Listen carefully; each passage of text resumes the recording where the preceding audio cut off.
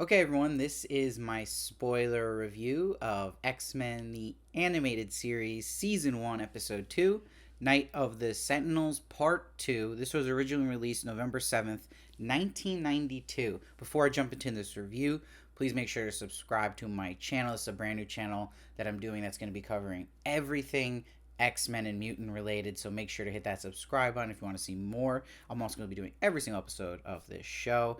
And please keep comments about this episode or past episodes, no spoilers, please, for future episodes. So what I love about this show so far is how much humor is in it, and not just in the lines that are said, but just in the actions of the X-Men themselves. For example, just in the beginning of this episode, we continue where we left off, where they're about to go through the door to these guards, and Wolverine's like, hold up, I smell gun oil, and Storm just doesn't care and breaks through the door anyway. And then Beast says, I used to wonder how she acquired her nom de guerre. That is just hysterical. But they do such a good job, the writers of the show, of giving important character beats throughout it to make us learn more about characters, but also foreshadow maybe stuff in their future storylines. There's a moment like that here where you see during this battle, Cyclops is reminding the team, no humans to be harmed. He values this so much, where Gambit responds, how about they don't harm us? So again, very important little lines thrown in there showing their characters. And I love just this humor between Storm and Wolverine in this episode, where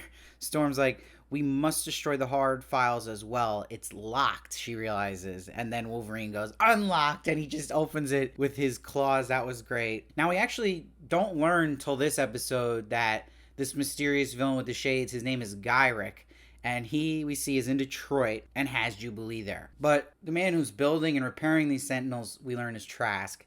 And he's frustrated with Trask because he's like, what am I paying you for? How do you not have more of them done? Because they were supposed to wait till they had 100 Sentinels to start doing this program, but Gyrick wasn't waiting for it. And back with the X-Men, the humor just continues because you got Beast. I love he has all these poetry quotes, philosophy quotes, and he says one when he's typing and hacking this computer. But Storm has no patience for it and blows up the computer he was hacking. I thought that was great. So this big moment happens where the X-Men run and are leaving. They've destroyed the files, and the Sentinels stop them. And Wolverine's like, hey, Tin Woodsman, I'm sending you back to Oz in pieces. But it leads to a very sad moment where Morph, who we just met in the show, jumps in front of Wolverine. They make the choice to confirm his death through actually us learning it through Jean Grey, who feels his death, and later on they'll show what really happened, and we'll see that Wolverine's pissed at Cyclops, gut punches him for leaving Morph and Beast behind, but he's told then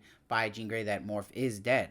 And Wolverine's so mad that he smashes Cyclops' car in half and says, tell Cyclops I made him a convertible. And it's great how they blend, again, a funny line like that, and then a very serious, touching line too, where Jean Grey's like, it's no one's fault. And this is a big thing she's going to say throughout the episode, and she'll say it later on at the end, which we'll get to. But it's very interesting how seeing different reactions to a death in their group, how they deal with it, and dealing with guilt as well, which I really thought was strong about this episode. I also love Gambit got a lot of more time here, and we got to see him shouting out different hands of cards when he's doing his attacks, which was cool. It's also interesting, though, that Wolverine was really pissed at Cyclops for ordering the retreat, but Rogue is the one who took all his powers out, keeping him from just running away on his own. So I'm surprised he wasn't more angry at Rogue. I also thought where something is a little silly in the timeline of things is that we see in present time now Wolverine's going back for Beast and wants to avenge Morph, but somehow along the way he stops at a pool bar. But we'll see that Gyrick will capture the Beast, and then important things come on politically, because then the president goes on saying several renegade mutants attacked the headquarters of the Federal Security Agency. So she didn't say Mutant Control Agency, which is kind of hinting at what she might actually be like, that she's not all bad, because later on she's the one who tells Gyrick to shut down her operation. She doesn't want to cause unrest against the mutants, where Senator Robert Kelly straight up says the Mutant Control Agency and that the mutants are a problem. And that's what Wolverine hears at the pool hall. And because of this, where the president tells Gyrick he has to stop with the mutant registration program, he then will tell Trask they're going to move it overseas. So it's probably not the end we're going to see of it. I love, though, when Gyrick's told this by the president, he just goes in the hallway and awkwardly just throws his files in anger. But we see that unrest happening right from that news with Senator Robert Kelly, in that pool hall to Wolverine from the humans, and they're like, we don't want your kind here. But this is where Cyclops shows up, and he's like, you wouldn't hit a man with glasses, would you? And the guy goes, so take them off. And then they take it off, and he starts blasting his energy, and he's like, put them back on, please. I thought that was great. And Cyclops and Wolverine, still a little tension,